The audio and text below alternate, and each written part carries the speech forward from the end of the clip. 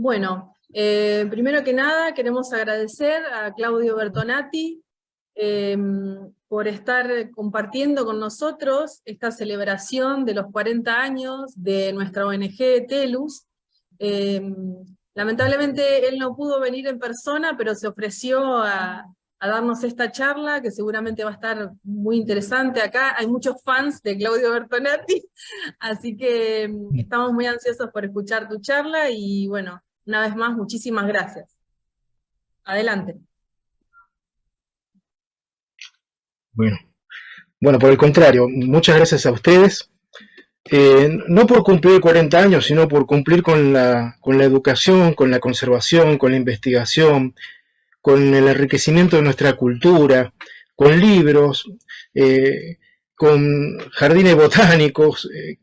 O sea, yo realmente cuando evoco a Telus, veo no solamente una ONG, sino una de esas instituciones que fueron siempre aliadas de todo esto que acabo de mencionar, y muchas veces la única voz que se alzaba sobre ciertas injusticias ambientales. Así que les pido disculpas no estar presente allá para acompañarlos, pero quienes me conocen saben que tengo una gran amistad y me siento siempre compañero de trabajo de ustedes. Así que, al contrario, muchas gracias por la invitación y por dejarme participar en este aniversario.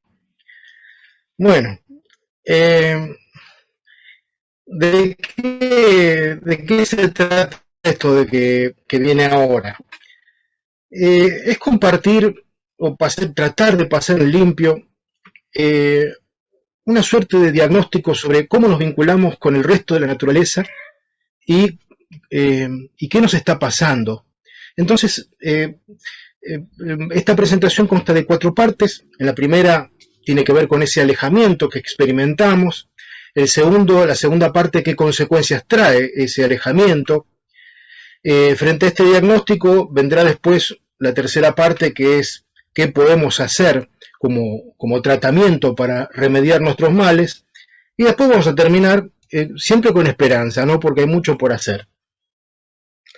La realidad es que la mayoría de las personas vivimos lejos de la naturaleza, en ciudades, ecosistemas artificiales totalmente, que hacen que mucha gente se confunda tal vez y crea que no forma parte del mundo natural.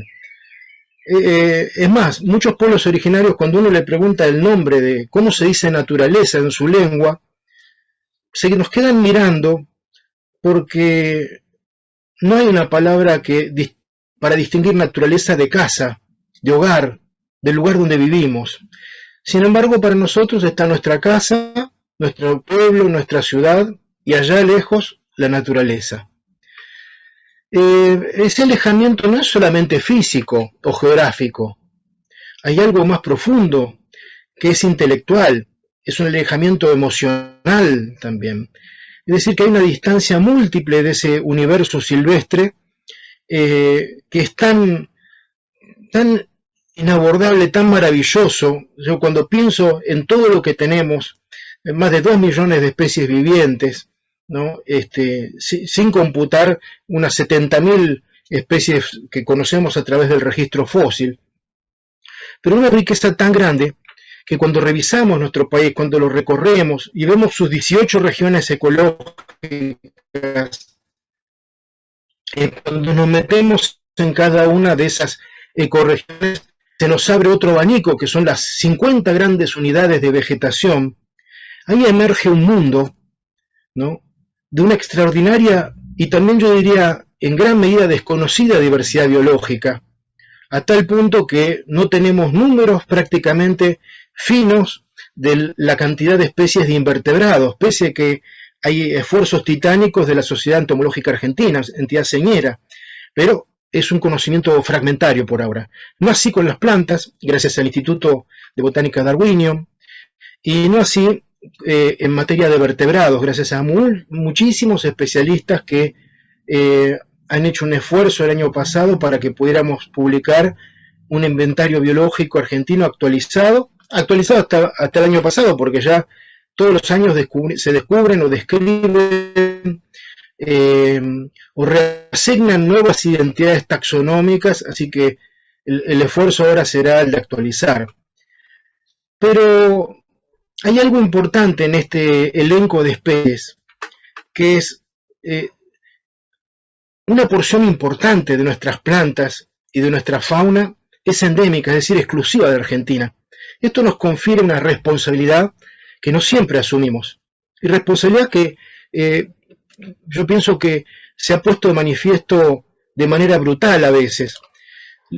Por si no pueden leerlo, se los voy a leer yo este pequeño texto. Dice: siempre me asombra la cantidad de personas de diferentes partes del mundo que parecen no advertir para nada a los animales que los rodean.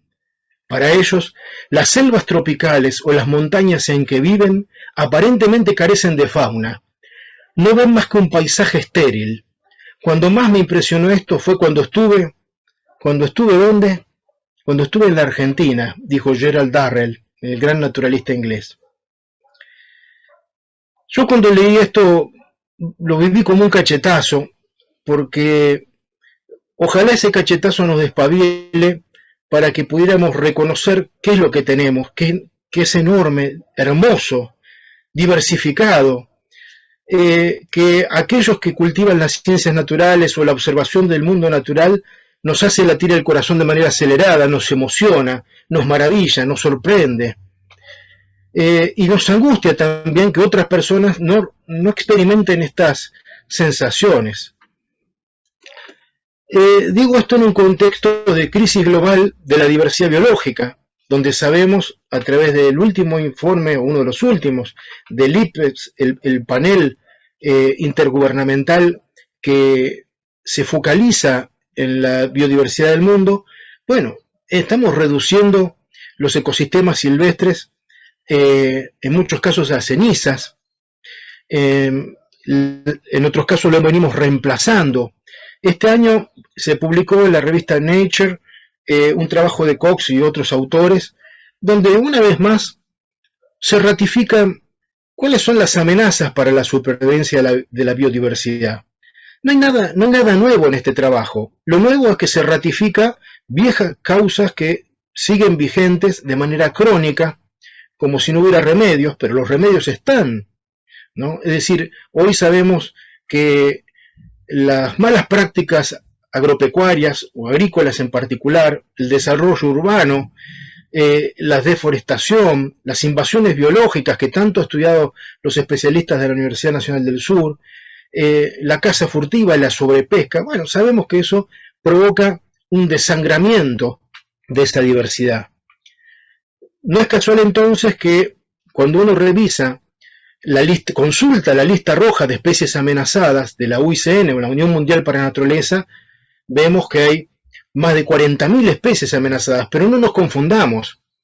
Estas 40.000 especies no surgen de la evaluación de los 2 millones que tenemos. No.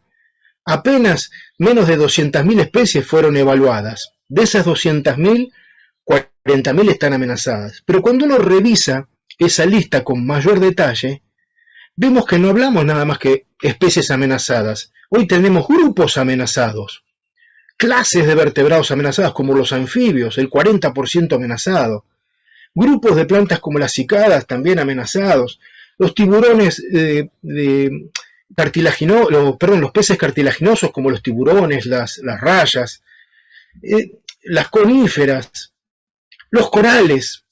Entonces, esto nos debería hacer un poco reflexionar sobre esta fiebre que padece la Tierra, pero no una fiebre sin causas.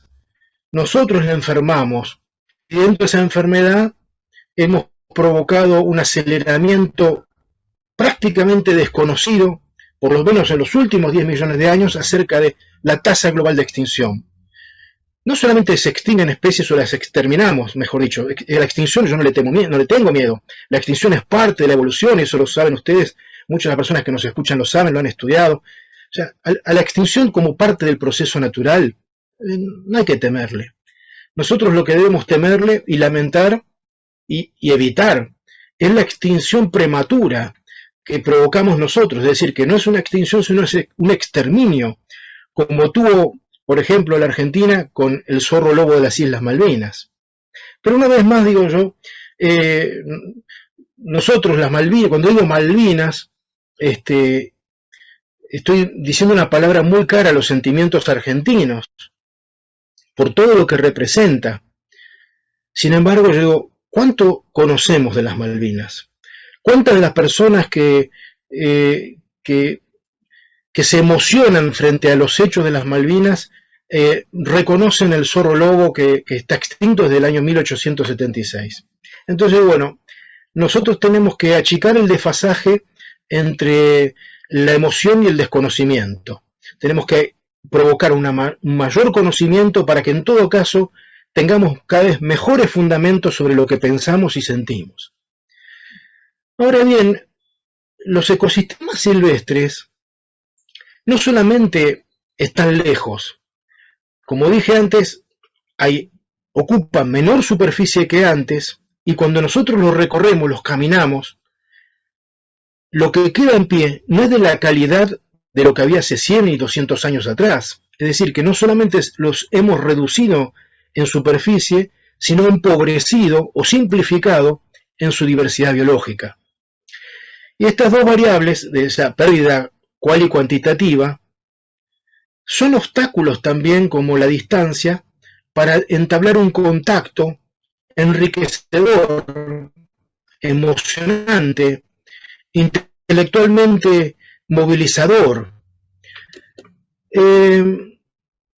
Entonces, que vivimos en una crisis ambiental no es ninguna novedad, porque la realidad es que abundan, yo diría que más que abundan, sobran los diagnósticos, estamos sobrediagnosticados ambientalmente, pero subtratados.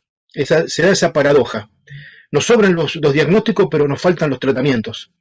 Entonces, esa es otra brecha que tenemos que achicar. Muchas veces cuando leemos las noticias en los diarios, en las redes sociales, se tratan como sinónimos las causas de los problemas con los problemas ambientales, con las consecuencias. Y son tres cosas distintas. En la naturaleza hay causas y efectos, y hay causas que desencadenan problemas y problemas que desencadenan consecuencias.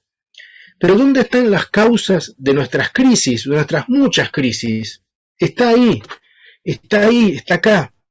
Está en nuestra forma, en nuestra mente, en nuestra forma de sentir, pensar, como diría el sociólogo colombiano Falsborda. Nosotros adolecemos de ciertas patologías mentales, diría, como creer que no formamos parte de la naturaleza, que no la necesitamos, que somos el epicentro del universo y que podemos elegir los valores con los que nos manejamos en la sociedad, y no importa si son precarios o fuertes, si son débiles, y eso nos lleva a arrastrar una visión cortoplacista, con ausencia de políticas de largo plazo. No hablemos ya de políticas de Estado, parece una quimera, un ejercicio de ciencia ficción o una utopía, pero bueno, no deberían serlo, y yo creo que tarde o temprano, más temprano que tarde, nuestro país, como otros de la región, tienen que apostar a llegar a acuerdos básicos, por lo menos, hacia dónde queremos ir en todos los sentidos. Y que no importa cuál es el color político del gobierno de turno, sino ser consecuente con esos objetivos, con esas políticas que exigen, por supuesto, coherencia. Es endémico de la Argentina.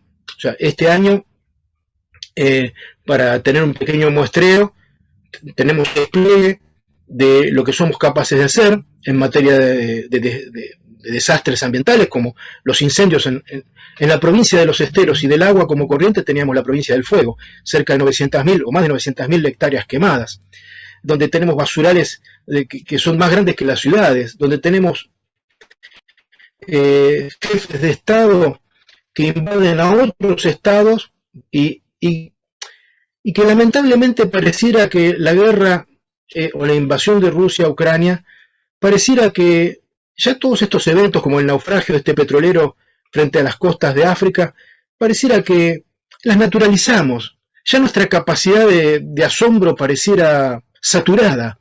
Y lo vemos en televisión o en las redes como podemos ver una película o un anticipo de un libro de ciencia ficción. Estamos como inmunizados en esa saturación, estamos como inmunizados a todo esto y no nos podemos inmunizar. Nos tiene que doler, pero ese dolor no tiene que martirizarnos, sino provocar que podamos gestionar, ¿no? O ayudar a gestionar soluciones para que estas cosas no se repitan. Fíjense si no tendremos problemas mentales que este puñado de países invierte esos 72.900 billones de dólares por año para simplemente aumentar el arsenal nuclear. Pero el problema no es que hagan esta inversión, el problema es que ya tenemos suficiente arsenal, hay más de 13.000 ojivas nucleares, no para destruir, capaces de destruir el planeta, para destruir varios planetas. Y el problema no es que están tampoco, es que se usan. Y ya hubo más de 2.000 detonaciones, la mayoría bajo tierra, de armas nucleares. Es decir, ¿qué nos pasa? ¿Qué nos está pasando como sociedad, como humanidad?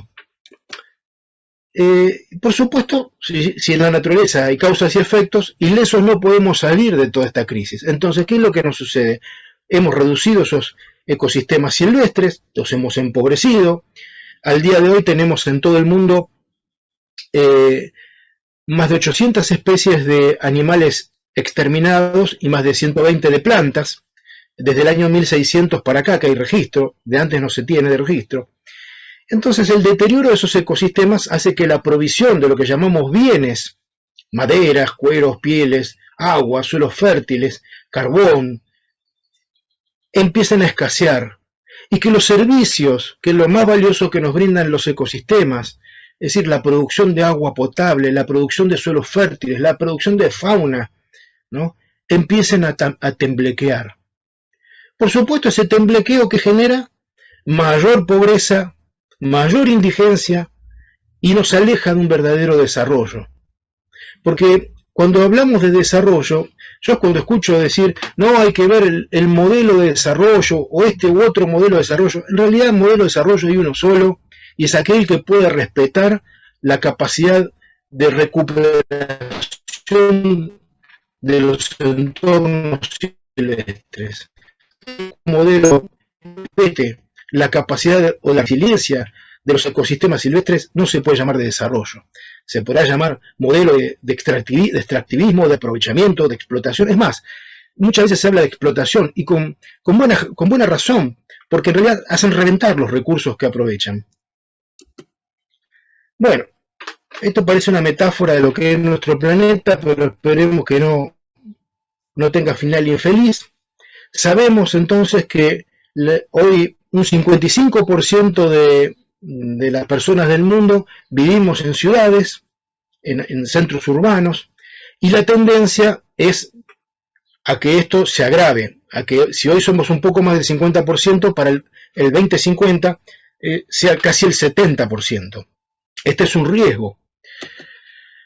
Pero ojo, por suerte no está todo perdido y siempre hay oportunidades para reencontrarnos con la naturaleza. Entonces, acá es donde empieza un poco el desvelo. ¿Cuál es ese desvelo? Que si ustedes hacen memoria, y sobre todo los que tienen la barba blanca como yo, como Carlos Villamil, cuando nosotros éramos chicos, teníamos más tiempo para jugar al aire libre, en espacios verdes. No solo más tiempo, lo hacíamos en diversos escenarios, ya sea durante las vacaciones o fuera de las vacaciones. Y hoy esos chicos los chicos de hoy no solamente juegan menos al aire libre, sino que lo hacen en menor cantidad de tiempo también. O sea que disminuye también la frecuencia como la intensidad. Este es un problema mundial, lamentablemente. En apenas 20 años, el tiempo de juego libre de los chicos en Estados Unidos se redujo a casi 10 horas por semana. O sea, si lo dividimos las 10 por los 7 días, estamos en menos de 2 horas por día. Eso no es solamente en Estados Unidos. Yo pongo ejemplos de los que tengo datos. Hay países que no han cuantificado esto. En Inglaterra, los niños de Inglaterra apenas pasan 16 minutos por día en los espacios verdes. Y ni hablemos de los adolescentes, que el promedio a veces roza menos de 10 minutos por día. De todo esto yo pongo las fuentes para que vean que no son presunciones mías, sino que esto está bastante estudiado, a tal punto que ha alarmado uno de los principales diarios de Inglaterra, publicó que las 3/4 partes de los niños del Reino Unido pasaban menos tiempo al aire libre que los presos.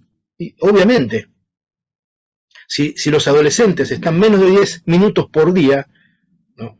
Obviamente, pero eso trae consecuencias.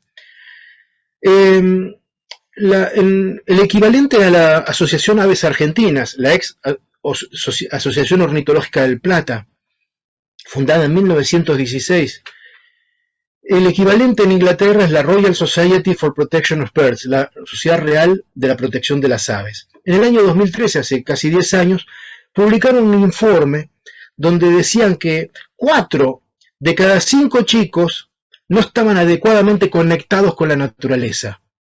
4 de cada 5. Entonces, nos podríamos preguntar si no se conecta, si hoy los chicos del mundo que viven en las grandes ciudades o en los pueblos no se conectan con la naturaleza, ¿con qué se conectan? ¿Con libros? Ojalá. Les doy una pista con qué se conectan. Basta mirar a los costados a veces. Entonces, si se conectan hoy más con pantallas, con celulares, con computadoras, más que con la naturaleza, ¿hacia dónde vamos? ¿Hacia dónde vamos? No lo sé, pero hay pistas. Hay pistas. Entre esas pistas, ya en el 2016, y lamentablemente la tendencia, ya hasta los adolescentes se reconocen adictos al uso de la tecnología. No solo se reconocen adictos, sino que reconocen también que les cuesta renunciar al uso de la tecnología o a la dosificación. En aquellos jóvenes o adolescentes que tienen un uso intensivo de las redes sociales, por ejemplo, un 30% dice que para ellos es casi impensable dejar esas redes sociales o dejar de usar la tecnología. Ahora bien, nosotros sabemos que las redes sociales, como la tecnología misma, evolucionan de manera constante y lo que hoy está de moda, mañana cae en desuso. Ahí lo vemos con algunas de las redes sociales que están en boga. Entonces yo diría, en esta puja de energías y fuerza y tiempo, tal vez nos ayude a tener presentes estos datos para poder aprovechar lo mejor de la tecnología para hacer como algunas artes marciales que redireccionan la energía o la fuerza del oponente hacia el lugar deseado. Digo esto porque, por suerte, tenemos herramientas tecnológicas que nos pueden acercar a la naturaleza, que nos acercan, que nos permiten conocerla o reconocerla. O sea que no todo es una porquería, pero lamentablemente el mal uso de la tecnología, el uso adictivo, nos lleva a diría yo, a tener niños fatigados cognitivamente, fatigados en materia de sueño, de descanso, y algo que es más terrible, ¿no?, es que esa incapacidad para controlar los impulsos de uso de la tecnología a la larga arrastran hacia la depresión. De esto hay muchos trabajos publicados, digamos, por suerte, pero desgraciadamente ratifican lo que les acabo de decir. Yo hablé de adicción. ¿Cómo podemos saber si un chico, un adolescente es adicto a la tecnología? Hay mecanismos muy sencillos. Prueben sacándole el celular o la computadora y fíjense cómo reacciona. si reacciona con violencia, si reacciona de una manera que pierde el control, bueno, yo diría, cuidado. Si no es adicción, es muy cerca de la adicción. Porque todo lo que experimenta muchas veces ese chico, ese adolescente, es casi un presagio del síndrome de abstinencia de otras adicciones. Ahora, la sobreexposición a las redes sociales por parte de los chicos y adolescentes los expone a un uso, a la publicidad indiscriminada, a aumentar el consumismo de bienes que no necesitan, y algo peor, a tener un sentimiento de carencia cuando no tienen esos bienes. Y si no, aparece ahí el ciberacoso, la discriminación, el grooming o el ciberbullying. Y acá yo digo, hay estudios que lamentablemente nos revelan que casi la mitad de los chicos que están escolarizados participan o están implicados en el ciberacoso o en el ciberbullying. ¿Qué quiere decir? Que participan como víctimas, como agresores o como testigos o observadores de lo que está sucediendo. O sea que no estamos hablando de algo que en la mayoría de los pueblos y las ciudades se desconozca, ¿no? Por el contrario, lamentablemente hasta lo vemos en los noticieros, que los casos de bullying o de discriminación están a la orden del día. Claro, cuando uno ve que los docentes o los directivos de un establecimiento educativo llaman a los padres para llamarle la atención y los padres reaccionan casi como los adolescentes, nos podremos preguntar qué les está pasando a los adultos, qué nos pasa a nosotros con la tecnología. Y es ahí donde casi un 30% se autorreconoce como adicto. Y es más, la percepción de los hijos adolescentes de esos adultos ratifica casi el mismo porcentaje. Entonces digo esto porque esto es otra pandemia en la que estamos transitando y de la cual se habla muy poquito. No sé si es porque no conviene, porque somos tontos o porque beneficia a alguien, pero yo digo, esto existe. Esto existe y lamentablemente la sobredosis de tecnología y de naturaleza nos hace perder valores, emociones, experiencias que enriquecen a la mente y al corazón. Con esto no estoy planteando que hay que elegir entre ecosistemas silvestres o espacios verdes y tecnología. No, tenemos que ser inteligentes y para eso no es lo uno o lo otro, son las dos cosas, integrándolas, combinándolas. Hay que encontrar cuándo es el momento más apropiado para usar una y para experimentar la otra. Uno de esos personajes vitales de la Argentina, Pedro Luis Barcia, que fue presidente de la Academia Argentina de Educación, siempre dice que el uso de un celular o de los juegos electrónicos son muy buenos. Lo malo es la sobredosis. ¿Pero por qué son buenos? Porque nos permiten activar partes del cerebro con el que tomamos decisiones rápidas y en cuestión de a veces menos de un segundo, esa decisión del cerebro llegó a los dedos y tocó una tecla para activar algo. Eso está buenísimo, pero creer que todo el mundo digital activa todo nuestro cablerío cerebral es una estupidez o un error. Nosotros necesitamos activar otras partes del cerebro que la tecnología no puede activar. Nosotros podemos ir al mundo natural a oler hojas, flores, fragancias, el olor de la tierra mojada, el olor del mar, el olor hasta de un animal muerto, el olor de una comida, sacar ese concierto de sonidos naturales, desde la lluvia hasta el viento, hasta... Eso es insustituible. Y además, cuando uno se detiene, aquellos que son observadores de aves lo saben muy bien, aquellos que se detienen a estudiar las plantas también, cuando uno focaliza en un ser vivo, en otro ser vivo, está observando. Y si uno se detiene a observar, está contemplando. Y si uno contempla, está activando otras partes del cerebro más vinculadas con la reflexión. Justamente un área en la cual nosotros tenemos que desarrollarnos mucho más todavía.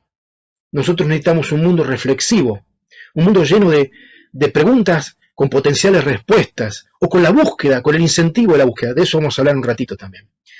Pero entonces se trata de balancear el uso de la tecnología con el de la experimentación en los espacios verdes. La realidad es que todavía estamos lejos de encontrar un equilibrio.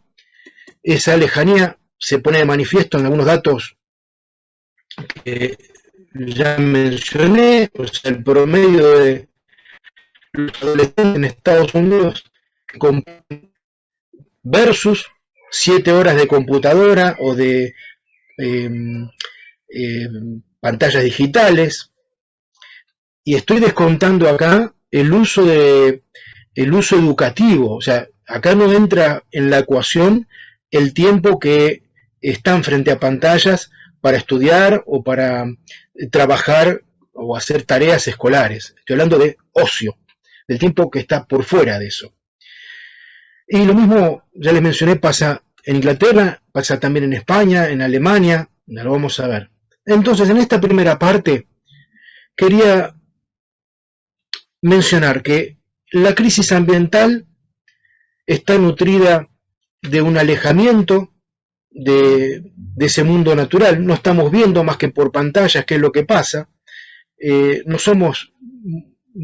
Hay menos testigos presenciales de esa crisis ambiental, salvo cuando nos golpean la puerta, como los efectos negativos del cambio climático. Y en ese alejamiento natural vamos a ver que trae consecuencias. O sea, que vivamos desencontrados de los espacios verdes, de los espacios silvestres, trae consecuencias. Por eso, en el año 2005, Richard Lowe publicó un libro después de investigar y basarse en evidencia científica, acuñando una expresión que llamó síndrome de déficit de naturaleza. También la pueden encontrar como trastorno de déficit de naturaleza. Síndrome y trastorno no es lo mismo, no son sinónimos, ¿no? Como tampoco lo es síntoma. Un síndrome es un conjunto de síntomas, pero que no nos permite tipificar o no encuadran dentro de una enfermedad o patología predeterminada o categorizada por la medicina. El trastorno sí, el trastorno ya desencadena patologías o enfermedades que están tipificadas. Ahora bien, se trata de síndrome o trastorno. Vamos a arrancar con el síndrome, que efectivamente puede desembocar en el trastorno, es decir, en la enfermedad. Pero ¿de qué se nutre? ¿Cómo es que surge ese déficit de naturaleza? Bueno, ¿de qué es lo que nos plantea? Bueno, entre los síntomas, es decir, los síntomas son rasgos o hechos cuantificables. Uno puede decir, me siento mal, me tomo la temperatura corporal y yo puedo ver en la temperatura la fiebre y puedo cuantificar el síntoma. Puedo decir si tengo o no tengo fiebre. ¿Cuáles son esos síntomas? Hay una disminución en el uso de los sentidos, tenemos mayores tasas de enfermedades psíquicas, físicas o emocionales, y algo que vamos a ver también con algún poco más de detalle, las dificultades de atención, de poner atención. ¿Qué es lo que ocasiona esto? Cosas que ustedes a esta altura de la charla ya las pueden visualizar. La falta de un contacto frecuente con ese mundo natural, un estilo de vida agobiante, estresante, aceleradísimo, una sobrecarga o sobreuso de elementos de tecnología, sobre todo de pantallas, y todo esto auspiciado también por el sedentarismo. Los invito a escuchar ahora en silencio esto.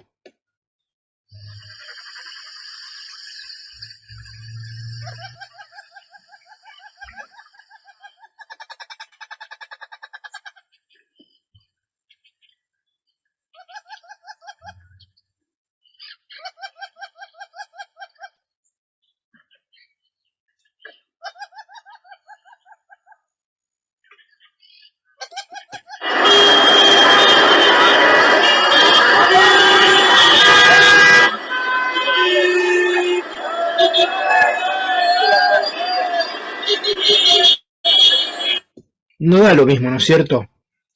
Claro que no da lo mismo, y esto está también estudiado, que los chicos y adolescentes que viven o que estudian en lugares con un alto nivel de ruido, están experimentando un trastorno cognitivo al mismo tiempo. Su memoria falla, y su rendimiento escolar, en el caso de los que están escolarizados, también baja. De esto hay trabajos publicados en academias de pediatría. O sea que digo esto porque si a la ausencia del contacto con la naturaleza le sumamos la sobredosis de pantallas, y le sumamos el ruido, el estilo de vida estresante, pero ¿cómo no nos vamos a enfermar? ¿Cómo vamos a salir ilesos de ese encuadre? Entonces, en esta situación, el síndrome de déficit de naturaleza, por lo general, empieza a manifestarse a los 7 años, pero se diagnostica mucho más tarde. Algunos autores dicen que se puede diagnosticar entre los 8 y los 10 años, y otros autores entre los 12 años. Acá hay alguna divergencia, pero digamos que entre 8 y 12 años es el rango al cual uno puede diagnosticarlo. En España, por ejemplo, existen unidades de salud medioambiental pediátrica. Uno está en Girona y otro está en Murcia. En Murcia, este año, no hace 10 ni este año, llegó a la determinación que el 75% de los niños de Murcia sufren de déficit de naturaleza.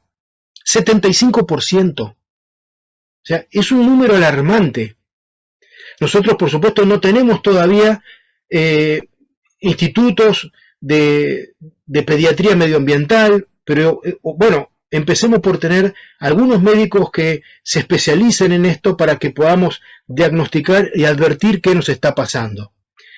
Entonces, ¿qué desencadena el síndrome digamos que el síndrome de naturaleza no es una enfermedad, pero desencadena enfermedades? ¿Cuáles son esas enfermedades? Miopía, irritabilidad o anomalías en el temperamento, una baja autoestima, un trastorno de déficit de atención con hiperactividad, que ya lo vamos a ver, depresión, pérdida de sueño o trastornos del sueño, obesidad. Bueno, o sea, nada grato todo esto. Seguramente entre quienes nos están escuchando, hay personas que ya están evidenciando esto, que al enunciar esto que está pasando y las causas, ya pueden establecer conexiones para que después podamos ver qué podemos hacer. Entre las consecuencias que desencadena el síndrome de déficit de naturaleza son las biofobias. Primero son las fobias en general, pero en particular las biofobias. Es decir, ¿la fobia qué es? Es un miedo irracional y exacerbado a algo. ¿A qué, por ejemplo? A las arañas, a los murciélagos, a los reptiles, a los insectos, a los roedores, hasta las mariposas. Yo lo he visto, esto lo he visto, lamentablemente. Hay fobias también a las plantas, a los árboles, dendrofobia se llama. Entonces, si ustedes después rastrean las biofobias, se van a sorprender de la diversidad que hay. Se van a sorprender.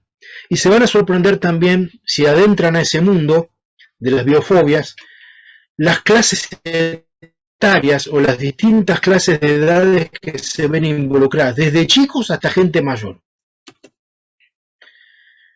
Ahora, es hora, yo pienso que con lo poco que ya dije hasta acá, estos temas tendrían que estar en los grandes medios de comunicación, tendría que haber campañas de educación, tendría que haber campañas de sanidad que ya no solamente nos permitan diagnosticar los síndromes de déficit de naturaleza que experimentan los chicos, adolescentes o adultos, sino también cómo podemos revertirlos. Si ustedes créanme que es así. Todas las semanas surgen artículos en habla hispana para poner este tema sobre la mesa. La mayoría de esos artículos no se publican en Argentina. Entonces, por eso les digo a quienes nos ven, ayúdennos a difundir esta problemática, de la cual hay libros, no son pareceres, ya hay libros, investigaciones, como les voy a seguir mostrando, que para que no se agrave la situación. Una vez más, en los estudios de la Academia de Pediatría de Estados Unidos, entre otros, están revelando que un porcentaje entre un 10 y un 20% de los chicos sufren trastornos mentales. Y entre esos trastornos, el que aparece como emergente es el trastorno por déficit de atención con hiperactividad que mencioné antes. ¿De qué se trata esto? No es solamente dificultades de atención, no es solamente una hiperactividad en los chicos, que son las grandes manifestaciones, los impulsos exacerbados, ¿no? Sino es algo mucho más dramático. Y de hecho lo padecen entre un 4 y un 12% de los chicos, se cree, del mundo. ¿Cuáles son los rasgos que nos permiten diagnosticar este trastorno de atención con hiperactividad? Bueno, chicos que tienen una verborragia exacerbada, incontinencia verbal, una dificultad para estar quietos, para terminar con sus tareas o con alguna actividad, dificultades para generar actividades, participar de actividades pasivas o tranquilas, se olvidan recurrentemente de cosas, se distraen con extraordinaria facilidad, en el aula interrumpen al docente o a los compañeros sin reparar en lo que puede generar eso, le cuesta mucho esperar el turno que le corresponde, asumen muchas veces riesgos o imprudencias sin pensarlo. Es decir, no mencioné todo, pero con lo que mencioné ya es preocupante. Pero, ¿por qué es preocupante? Porque esto está auspiciado ¿por qué? Por una sobreestimulación, por la hiperactividad de juegos que se buscan que sean cada vez más rápidos y violentos, por el aumento del ruido, que como mencioné antes, que está estudiado en las escuelas, está auspiciado también cuando uno le saca o le trata de regular o dosificar el tiempo de uso de esos elementos electrónicos, un despliegue de irritabilidad que muchas veces se manifiesta con la violación de normas de conducta, ¿no? Y los picos temperamentales, pasar de la tristeza a la euforia, bueno, estos son algunas de las causas que fagocitan o promueven todo esto. Pero quédense tranquilos, que si están sufriendo mucho, o llaman por teléfono o me esperan un segundito. Hasta acá, lo que hemos visto es cómo esa crisis ambiental, en la cual nosotros participamos provocándola y alejándonos a la vez de la naturaleza, pero acercándonos al mundo en sobredosis, al mundo digital, puede desencadenar este síndrome que puede transformarse también en un trastorno de déficit de naturaleza. Pero como les dije al principio, hay tratamiento para estos males. No son males sin solución. Por suerte hay solución, está estudiado. ¿Y qué es lo que hay que hacer? Una de las primeras medidas es vedar el uso, por lo menos a menores de 2 años, sin pantallas. Ya estoy planteando ahí una cosa revolucionaria para muchos entornos familiares que conozco. O sea que lo primero es vedar. Lo segundo es dosificar y seguir vedando. ¿Qué quiere decir dosificar?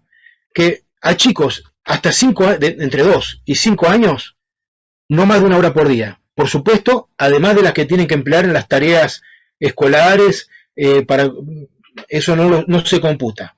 Pero entre los 6 y los 18 años, 2 horas por día. Más de eso es entrar al área chica del sobreuso, de los trastornos, de la adicción a Internet. ¿Y qué seguimos vedando? Antes de dormir no hay que usar pantallas y tampoco durante la comida. ¿Pero por qué? ¿Porque soy un caprichoso? ¿Porque soy un déspota? No, porque hay una explicación. Porque antes de dormir la luz de las pantallas inhibe la melatonina endógena, con lo cual tenemos trastornos de sueño después. O nos cuesta más dormir o dormimos mal. Y durante las comidas, ¿por qué? Porque si uno está mirando el celular o contestando o jugando a los jueguitos mientras come, no atiende a las señales de saciedad. Y eso contribuye no solamente con la obesidad, sino que la obesidad lo que trae son otros problemas de salud. Entonces, hay una justificación, el por qué no. Entonces, ¿qué es lo que podemos hacer? Además de esto, aumentar, por supuesto, el contacto con la naturaleza. Porque ese contacto con la naturaleza también a los chicos, ¿saben qué les brinda? Alegría. Alegría. Pero no solo les brinda alegría. Si ese chico tiene contacto con la naturaleza, con otros chicos, sucede algo muy bueno desde el punto de vista cognitivo, intelectual, emocional, y que tiene que ver mucho en la formación de esos chicos. Los va a ayudar a desplegar lo que llamamos habilidades sociales, a ser más empáticos, a respetar uno al otro, a los caprichos y saber tener un respeto por el otro, donde hay que negociar, donde hay que persuadir, donde hay que fundamentar el por qué queremos hacer esto o el otro. Fíjense, estos son resultados de una encuesta oficial del Reino Unido, donde está publicada en el equivalente a nuestro INDEC, ¿no? El Instituto Nacional de Investigaciones, Estadísticas y Censos, ¿no? de Argentina.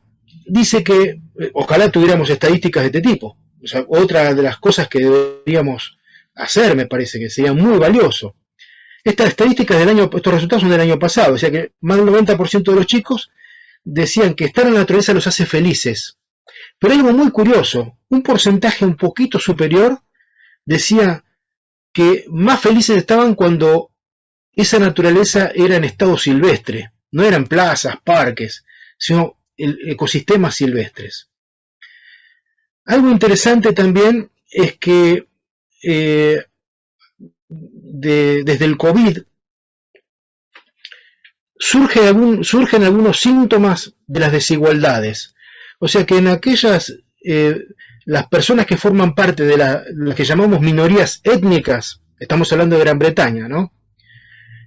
Pasan menos tiempo al aire libre, o sea, todo indica que tienen menos oportunidades de disfrutar de espacios verdes que las que no conforman parte de las minorías.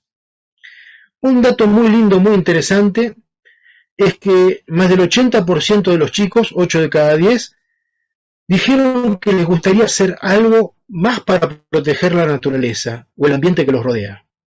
Y casi el 80% también dijo que protegerlo era importante para ellos. Eso es muy esperanzador, ¿no? Porque nos ratifica algo que venimos olfateando de hace rato, que los chicos de hoy vienen con una preocupación, un interés que otras generaciones no han tenido. Pero guarda, porque ese interés está en los chicos, y si esos chicos los arreamos o no le ponemos trabas, van a desembocar en la tecnología y no en los espacios verdes, y no en las dos cosas. Entonces tenemos que ser inteligentes para que puedan usar la tecnología, aprovechen lo mejor de ese mundo tecnológico, pero a su vez cultiven ese contacto con el mundo natural. Para eso, ¿qué tenemos que hacer? Generar más y nuevas oportunidades.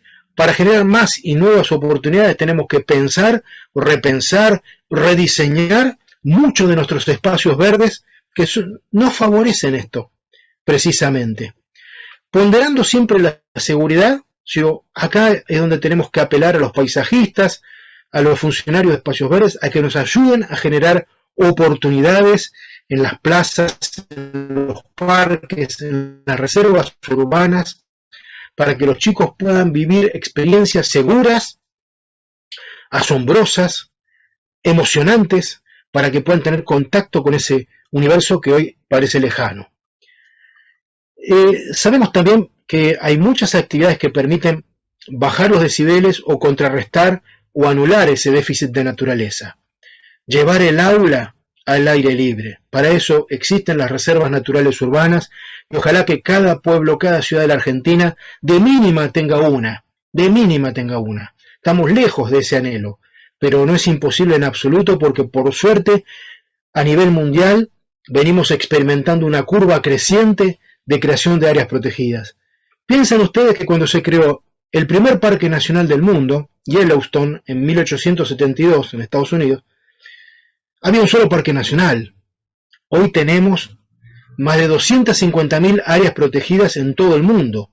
La Argentina, cuando Francisco Pascasio Moreno dona las tierras para crear el primer parque nacional, Nahuel Huapi, que entre paréntesis nunca vio creado, él muere antes de tiempo, teníamos una sola área protegida. Hoy tenemos más de 500, que representan 40 millones de hectáreas y el 15% de la superficie nacional. O sea, no hacemos todo mal. Por supuesto, lo hacemos en un ritmo que a mí por lo menos me desespera un poco. Pero no venimos haciendo todo mal. ¿Qué más podemos hacer? Aprovechar los jardines botánicos, los ecoparques o bioparques, aprovechar que hay ahora un gran auge de las huertas orgánicas, de las huertas comunitarias, sumarse a los clubes de observadores de aves o de la naturaleza, construir un estanque, por ejemplo, si lo permiten las instalaciones de una escuela, si la escuela tiene un espacio en contacto con ese mundo libre, tenerlo ahí, y si no, tener un jardín de plantas silvestres, pero silvestres autóctonas de la región, no de cualquier parte de la Argentina, ¿no? Y a una escala familiar, yo diría que adoptar un animal de compañía, un perro, un gato, realmente es hermosa. Aquel que nunca lo experimentó se pierde de algo muy hermoso en la vida. Mi consejo es empezar por ahí, si no. Algunos... Richard Rowe publicó varios libros ya sobre no solamente el déficit de naturaleza, sino cómo contrarrestarlo. Y sabemos que si nosotros podemos cultivar plantas silvestres autóctonas de nuestra región, vamos a fomentar lo que Edward Wilson llamaba la biofilia, ¿no? La fraternidad con lo biológico, porque es ahí donde nosotros interactuamos o podemos ver esas interacciones entre las plantas silvestres autóctonas de nuestra región con esa multitud de otros seres vivos que vienen a visitarlas, a comerlas, a ser parte de ese diálogo constante que vive la naturaleza. Si podemos, hay un libro que se llama Vitamina N, trae cerca de 500 actividades para compartir en el mundo de la naturaleza. Aquellos que hacen interpretación del patrimonio o interpretación ambiental o educación ambiental saben de qué hablo, porque muchas de las actividades que venimos haciendo hace más de 40 años tienen que ver con todo esto, aunque no sabíamos que se iba a venir este síndrome. Si nosotros podemos asumir, reconocernos como parte de ese mundo natural, porque somos seres bioculturales, no somos solamente ni culturales ni biológicos, somos bioculturales. Si lo podemos ver de esta manera, tenemos enormes posibilidades de disfrutar de otra manera del mundo también. Esto que parece, estas soluciones que parecen a veces utópicas, digo, miren, no el municipio, ayuntamiento de Cataluña, Lleida, ya planificó hacer senderos urbanos que permitan atravesar toda la ciudad, conectando todos los espacios verdes. ¿Para qué? Para aumentar no solo la diversidad biológica de la ciudad, sino para contrarrestar los impactos negativos del cambio climático y también para favorecer a la ciudadanía. Nosotros cuando creamos reservas naturales o cuando promovemos su creación, su instrumentación, no estamos pensando solamente en las plantas, en los animales, en los hongos. Estamos pensando en la gente, estamos pensando en nosotros, estamos pensando en las generaciones que vengan. Crear un área natural protegida es como fundar un museo, un jardín botánico, no es de un día para otro, ni tiene fecha de vencimiento. Es para la eternidad, porque sabemos que son instituciones permanentes que permanentemente pueden brindar esos beneficios a la sociedad. Cuando hablábamos de los trastornos de atención, de déficit de atención, miren, hay soluciones que son bastante viejas. Este matrimonio de Stephen y Raquel Kaplan, en el año 89 ya, habían publicado un trabajo donde manifestaban y explicitaban la teoría de la restauración de la atención. ¿Qué decían ya en su teoría? Que exponerse o mantener contacto con el mundo natural nos permitía aumentar nuestra capacidad de enfoque, de atención, de concentración y de reflexión. Todo eso que había caído en el olvido, porque esa es la triste realidad, se resucitó con el síndrome de déficit de atención. Muchos autores volvieron a revisar qué era lo que había y casualidad, saltaron los trabajos de Kaplan, ¿no? Entonces, el contacto con el mundo natural, ¿qué beneficio nos trae a todos? Mejora nuestras capacidades cognitivas, refuerza nuestro desarrollo no solamente intelectual, sino emocional, físico, anímico, espiritual o como ustedes gusten llamarlo. Potencia nuestra creatividad, reduce nuestros miedos o fobias, baja nuestros niveles de estrés, nos mejora en el trato con los demás e incluso sabemos que refuerza todo nuestro sistema inmunológico, mejora nuestra nutrición, aumenta nuestra capacidad física, mejora la autodisciplina y si somos empáticos, si todo sale bien, nuestro compromiso ambiental también se refuerza. Todo lo que dije, la evidencia es abrumadora. Hay muchos trabajos que ratifican, ahí puse algunos nada más, que ratifican lo que les estoy diciendo.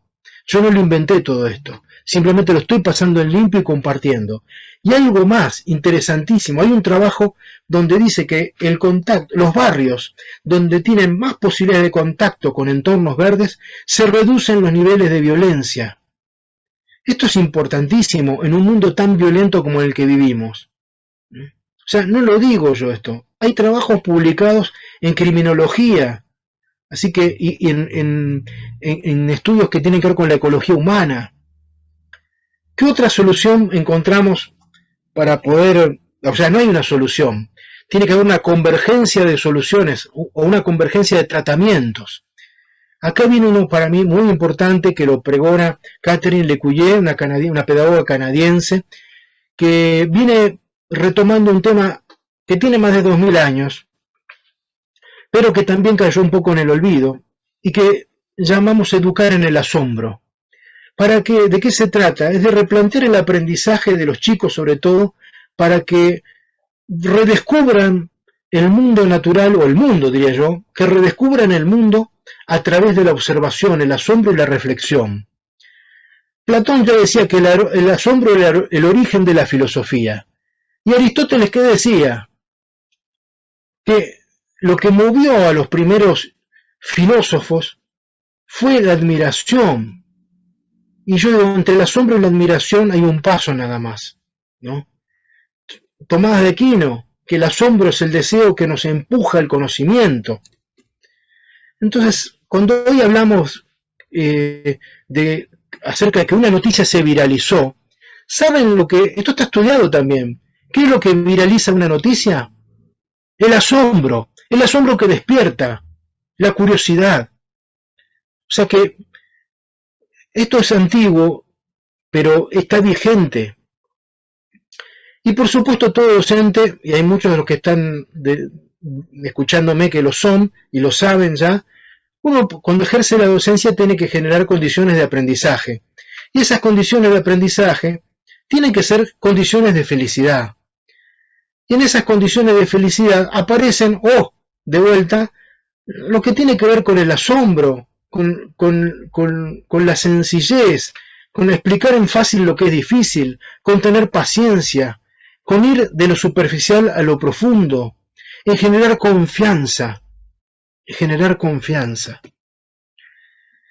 Entonces, si logramos en nuestra infancia generar esas condiciones de aprendizaje con entornos enriquecidos en verde, enriquecidos en naturaleza, vamos a permitir que los cerebros y los corazones de esos chicos se desplieguen en una capacidad muy superior a la actual, muy superior. Entonces, de todo lo que digo, hay un contraste evidente con buena parte de la realidad. Yo sé que hay docentes en toda la Argentina, desde la Puna hasta los Bosques Fueguinos, que, aprovechándose de la currícula oculta o de otros artilujos pedagógicos o didácticos, echan mano de todo lo que estamos diciendo. Pero el grueso de la educación no va por este canal, va por otro canal. Alguna vez el gran pedagogo chileno, educador, filósofo, Claudio Naranjo decía: ¿qué estamos produciendo en las universidades? ¿Qué estamos exportando de los institutos terciarios? Y muchas veces lo que estamos exportando son aprobadores de exámenes. No estamos exportando ciudadanos más empáticos dentro de su misma especie con las demás. Ciudadanos comprometidos con la sociedad y el mundo. Ciudadanos que tienen desvelos profundos, alto desvelo profundo, para subsanar algunos de los muchos problemas que padece no solamente la humanidad, sino nuestros compatriotas, van 40% pobres, y un tercio de esos pobres indigentes. Así que cuando nosotros hablamos de eso, estamos pensando también en cómo sacar de la amenaza a nuestros compatriotas que viven amenazados por la marginalidad, por el hambre, por la carencia. Entonces, esto nos obliga, o nos debería impulsar, a revisar nuestros programas educativos. Desde el nivel eximo que tenemos en la educación argentina, pero desde la escuela primaria en adelante hay una ausencia de la palabra amor. O sea, no solamente de la palabra, que parece poco académica, sino de la actitud amorosa, del enamorar de las materias. Hay materias malditas, ¿pero por qué? Porque han tenido malos profesores. Cualquier culpa de quien la ha enseñado, que mucho pero no sabe enseñar, y ha matado vocaciones sin quererlo, y ha provocado que haya estudiantes crónicos desalentados por sus fracasos. Entonces es acá donde, como diría Francesco Tonucci, nosotros tenemos que no solamente enseñar a leer y a escribir, sino también amar la literatura, amar la escritura. Digo esto porque tenemos ya programas de educación ambiental que no son una garantía desde el punto de vista de la conservación de la naturaleza, porque también, o sea, yo tengo que enseñar, no solamente esa enseñanza ambiental tiene que desembocar en un enamoramiento por el mundo natural, por el mundo en que vivimos, por el mundo en que nos rodea, porque solo el amor por eso va a movilizar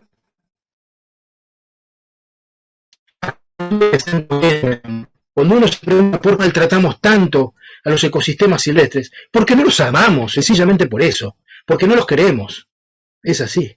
Entonces, en la medida que podamos generar sensibilidad, empatía y amor por las pampas, por las serranías, por las costas, por las riberas, los cuerpos de agua, de los más chiquitos a los más grandes, nos va a ir mejor siempre, siempre. Muy bien, ¿qué otra solución aparece en escena? Los baños de naturaleza o los baños de bosque, incluso en Japón en el año hoy en Japón hay más de 10 millones de japoneses que practican los baños de bosques o el Shinrin-yoku.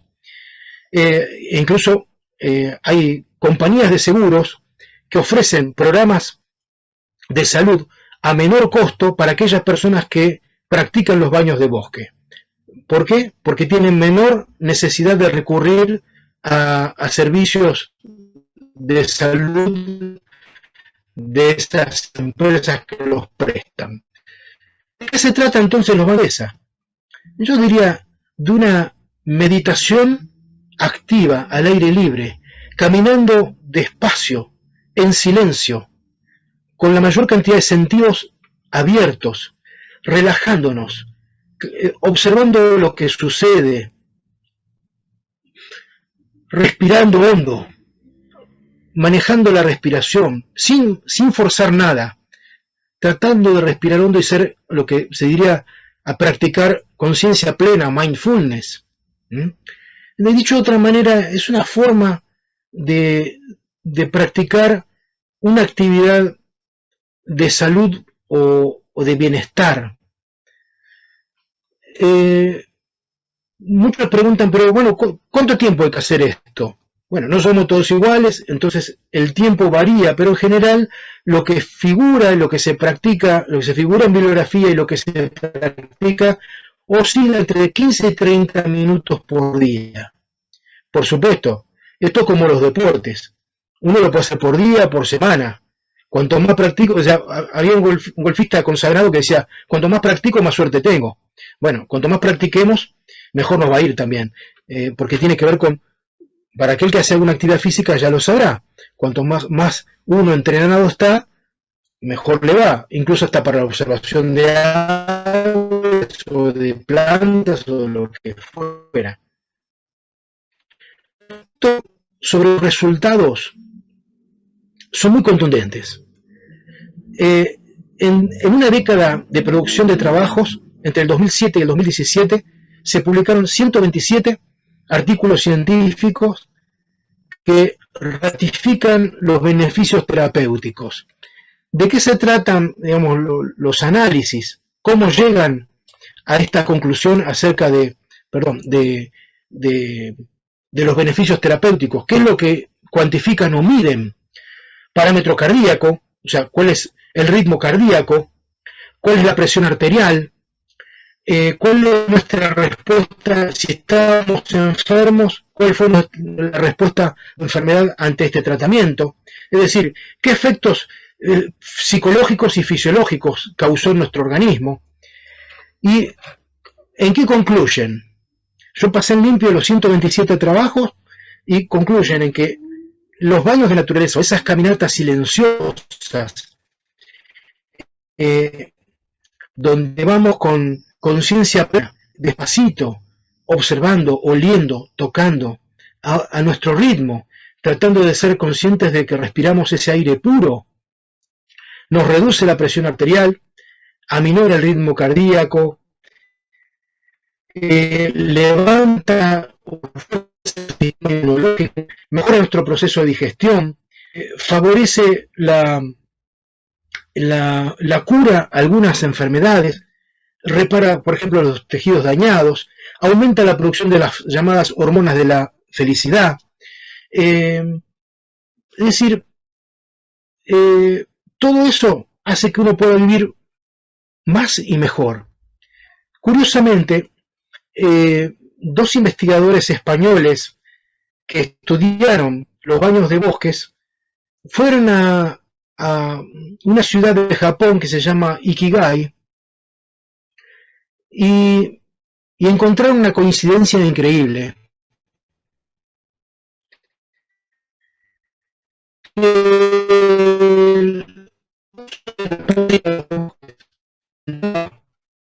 Calidad de vida, sino que en Ikigai la gente vivía más años, había una gran longevidad, hay una gran longevidad, esos puntos azules marcados en el mapa del mundo, porque hacen honor al nombre Ikigai. ¿Qué quiere decir Ikigai en japonés? Razón de ser, o motivo que da una función a la vida.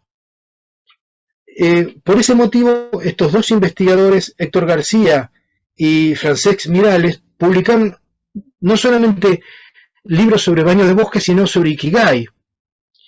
Y es acá donde aparece algo importantísimo, que si a lo que me evolucione le sumamos que le damos un sentido a nuestra vida, y a través de ese sentido, o sea, el sentido es la felicidad, pero ese sentido nos puede llevar a la felicidad. Entonces, si nosotros le podemos dar un sentido a nuestros días de existencia, sentido que nos trascienda, obviamente, un sentido que tenga que ver con el bien, con algo que esté por encima de nosotros, como el bien común, bueno, nos va a ir mejor. Entonces, para ir un poco cerrando, veníamos de ese déficit de naturaleza que tiene tratamiento desde distintos puntos de vista, desde la educación, desde el contacto con los espacios verdes, hasta los baños de naturaleza. Entonces, si a ese tratamiento le asumimos que tenemos nuevas formas de aprender, de aprender en todos los sentidos, ¿no? Y de aprender nuevos valores, de aprender a conectarnos con los demás, con ese mundo natural, de reforzar nuestro vínculo con los espacios verdes y sobre todo los silvestres. Bueno, obviamente tenemos muchas esperanzas de que nos vaya mejor, pero para que esas esperanzas se activen necesitamos conectarnos con esos espacios verdes, con la gente y con las instituciones que trabajan para eso, ¿no? El caso de Telus, que no en vano está cumpliendo 40 años, tampoco le fue mal. Hay muchas instituciones que hemos visto desaparecer en estos 40 años, no es el caso de Telus. Así que en esa conexión tenemos un gran porvenir, me parece, si logramos que los chicos, los jóvenes y también los adultos puedan volver a reencontrarse con ese universo natural, porque si nos reencontramos y logramos despertar amor por la naturaleza, desde ese amor va a surgir una valoración que hasta ahora no hemos tenido por esa diversidad biológica. En estos días se están reuniendo la Argentina junto con muchos otros países en Canadá para debatir sobre la Convención de la Diversidad Biológica, qué nuevas medidas se pueden adoptar. Bueno, si las nuevas generaciones las cultivamos con amor a este mundo natural, seguramente va a haber un mayor compromiso y una mejor representación en estos foros, donde esperamos que, por supuesto, surjan nuevos compromisos, pero compromisos que es capaces de honrar y no compromisos que venimos gambeteando como en un partido de fútbol. Y si algo podemos hacer en este campeonato mundial, no solamente celebrar los goles de nuestra selección nacional de fútbol, sino también los goles que han hecho quienes nos han precedido en el camino de la conservación de la naturaleza, de la educación ambiental, de las ciencias naturales, porque esos son otros campeonatos ganados que si no los celebramos nosotros, no los va a celebrar nadie. Para concluir,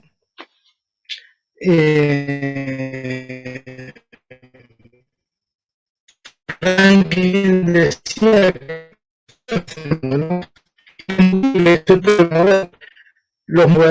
los que se mueven.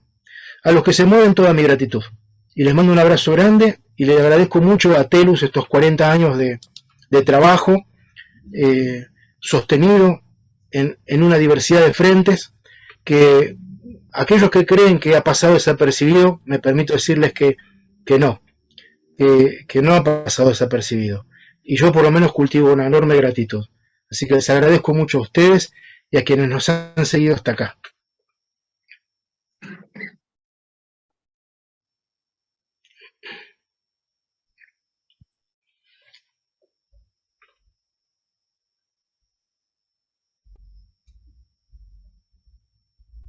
¿Alguien puede encender la luz? Bueno, Claudio, terminamos. Yo al menos estoy muy emocionada con tu charla. La verdad que tenemos mucha tarea por delante, más de la que por lo menos Telus viene encarando ya de hace mucho tiempo, estos 40 años. No sé si alguien del público quiere hacerle alguna pregunta a Claudio. ¿Alguien quiere hacerle alguna pregunta?